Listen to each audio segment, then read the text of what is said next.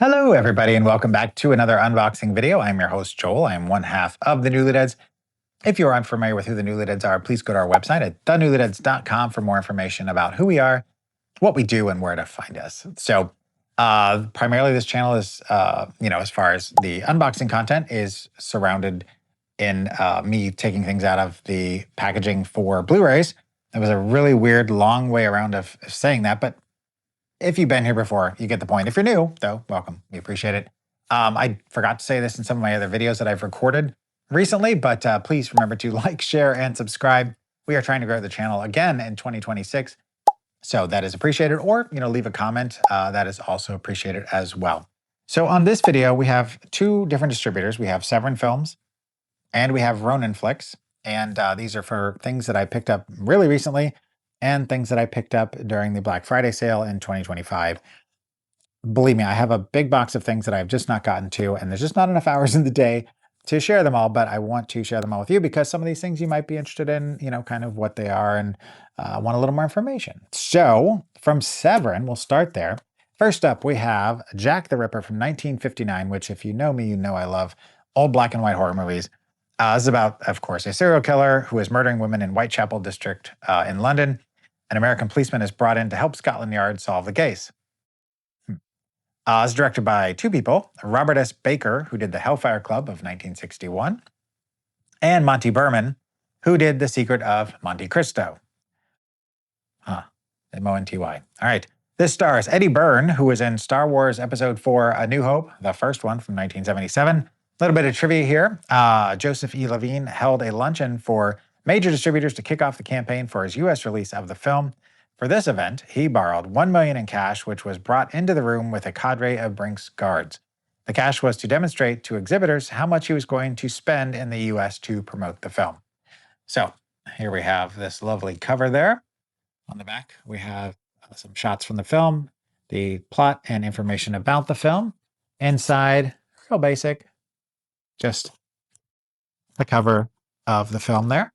Next up, we have The Unknown World from 1951. Scientists use a gigantic drilling machine for an expedition to the center of the Earth. Sounds familiar. It's directed by Terry Morse, who did the 1977 Godzilla and the 1956 re-edit of the original Godzilla called Godzilla King of the Monsters.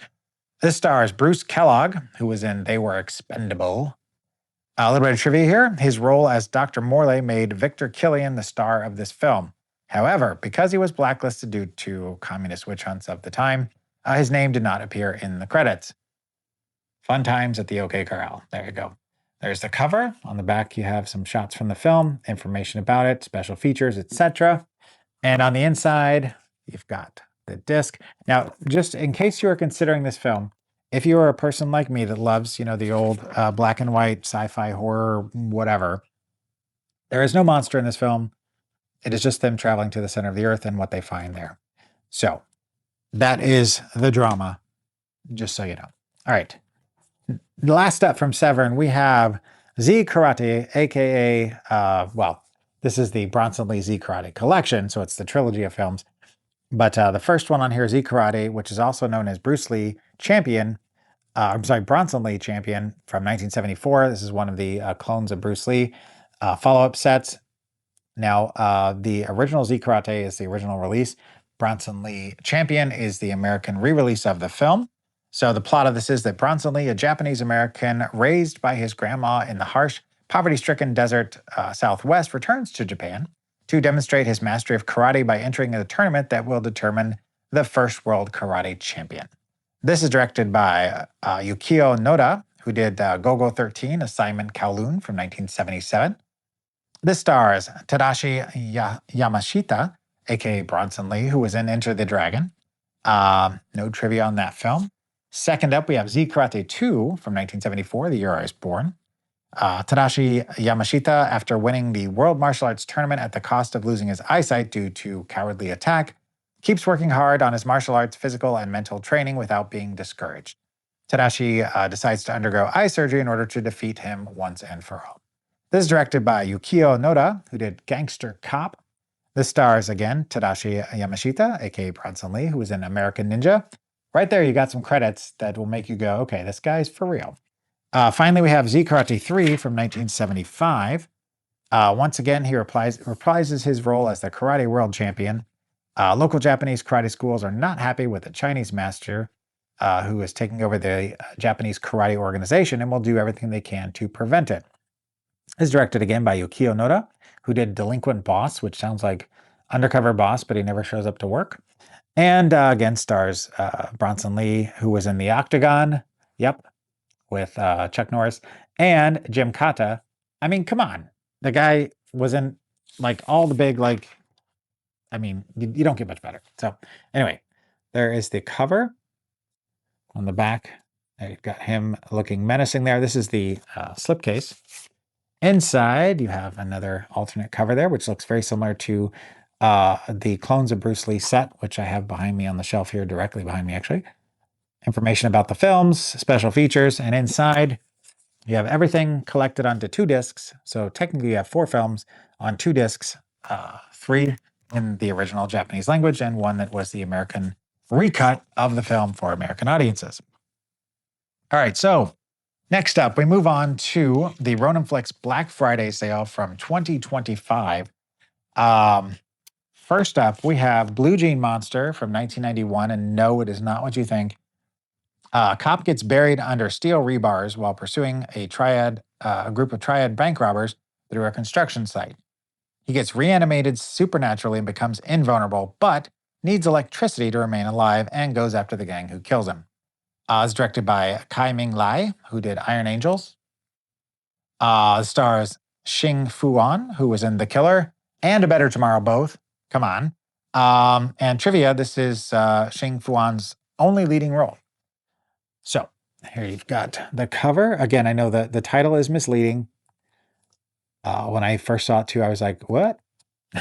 So inside you've got same cover on the actual disc, same back on the actual disc. And inside you have a poster, and you also have some images on the back and the disc itself. So if you're a fan of Blue Jean Monster, this is kind of the quintessential version of the film as of right now. Now, who knows? At some point down the road, they may do another version of this that's more complete, but for now, that's the one to go with. So next up, we have Final Justice from 1985. Who doesn't love Joe Don Baker? Maverick Deputy Sheriff Thomas Jefferson Geronimo is tasked with escorting a mobster to Malta. When the prisoner escapes, Geronimo must capture him. It's directed by Graydon Clark, who did Satan's Cheerleaders. Yep. And like I said, stars Joe Don Baker, who was in the classic Mitchell. Love it. A little bit of trivia here. The entire movie was shot in Malta, including the scenes set in Texas. Okay. So you have the slipcase here, which is an MVD rewind. Got information on the back. Slides right out there. Then you have the standard Blu-ray case. Again, same information on the back. And inside you have a poster again, nothing on the back, but then you have the disc itself. So if you're a fan of Final Justice. Next up, we have Shredder from 2001, not to be confused with the Teenage Mutant Ninja Turtles. At an exclusive secluded North American ski resort up on Mount Rocky Summit, brutal slashing, severing, and beheading on a group of teenagers are taking place and are believed to be the work of a mysterious skier dressed in black. Sounds like a Joe Bob Briggs summary. This is directed by Greg Hewson, who did Decaf, which, why would you want Decaf?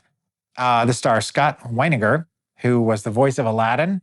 Also, he's Steve on Full House and Fuller House, so you may have seen him before. Odd choice for this, but a little bit of trivia here. The film was released in Japan under the title Jason Z in a laughable attempt to connect it to the Friday the 13th sequel, Jason X, from 2001 also.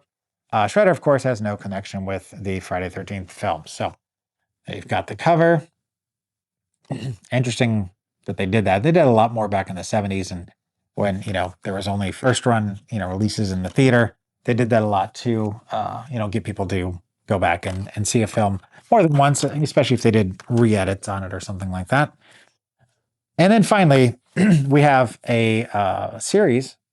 This is only the first 4 films. There's actually a 5th one, which has not been released on Blu-ray as of yet, probably due to licensing issues or the fact that it's just terrible or doesn't actually tie in with the series. I'm not 100% sure, but we're going to break these down one by one. So I'm very excited about these, though, at least the first one for sure. We have 1992's Nemesis.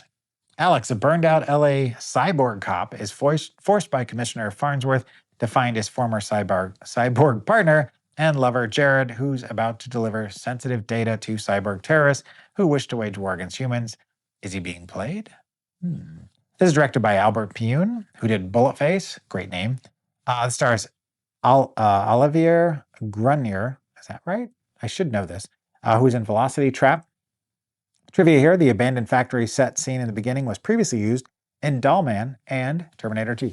So a little bit of a pedigree there. This is a very at-length discussed 90s action film that gets a lot of ties in with, things like the Matrix and things like that. Not that it is the Matrix, but it's an action film with, sci-fi elements. There you got both discs, DVD and Blu-ray. You've also got a poster here, so if you're a fan of the series, got a nice poster to hang. Woo, all right. Next up, we have, this is going to get confusing. I should have done these differently, but it is what it is. So let me rearrange my notes here real quick. You already know where I'm headed with this because I already told you. We have the other three films, 2, 3, and 4. So Nemesis 2, Nebula is from 1995. It's been 73 years since Alex failed and the humans lost the cyborg wars. I'm going to save the rest of that because it is a super long plot. Again, directed by Albert Pyun, who did Brain Smasher, A Love Story. Yep, the Andrew Dice Clay film. He also did Dollman, which I'm cutting ahead to the next part of this, so forget I said that. This stars Sue Price, who was in Mannequin, and 2 through 5 of the Nemesis series. A little bit of trivia here. There is a Nemesis 5, the new model from 2017, as I mentioned, but it's not available at this time. Next up, we have Nemesis 3 Time Lapse from 1996. Alex again fighting the cyborg mercenaries in 1998 East Africa. This time, Alex finds that she has 20 half-sisters who are waiting for her to return to 2077. This is again directed by Albert Pyun, who did Dollman, as I mentioned. This stars Tim Thomerson, speaking of Dollman, who was in Trancers and Near Dark and is just a heck of a guy. A little bit of trivia here. The Nebula costume was specifically tailored for Chad Stahelski, whose departure from the film proved stressful for director Albert Pyun when he had to find someone else who could actually fit into the costume. Finally, we have Nemesis 4 Death Angel from 1996. Alex shoots again. She has to kill a man, but shoots the wrong one. A high ransom is set on her, so she is visited by some headhunters. Well, she could only sit and wait and hope for a friend's help. Directed again by Albert Pyun, who did Captain America 1990. This stars again Sue Price from Robo Woman. And a little bit of trivia here. The original script was much different than the final product. However, budget constraints kept Pyun's vision for the century from being brought to life. It was shot in 5 days and was intended to be one big movie with parts 2 and 3 included. So it is what it is. But it's nice to have them all collected into one set on another MVD Rewind collection. There's all the information about the films. So this follows Alex. There's a poster for 2, 3, and 4. All of them are collected on one disc. But like I said, it follows Alex from the original film, I believe. Or no, she was only in 2, 3, 4, and 5 is what I had said earlier. Sorry, I wrote these notes a while ago. So there is a through line through the films. However, it's tenuous at best. I don't know, or it's not. I don't know. Anyway, all right. Thank you so very much for watching. Sorry for all the verbal foibles, but it's just part of what you do when you are recording. So thank you so very much, and keep in mind that tomorrow is not guaranteed. So don't forget to unbox your heart. We'll see you soon. I hope.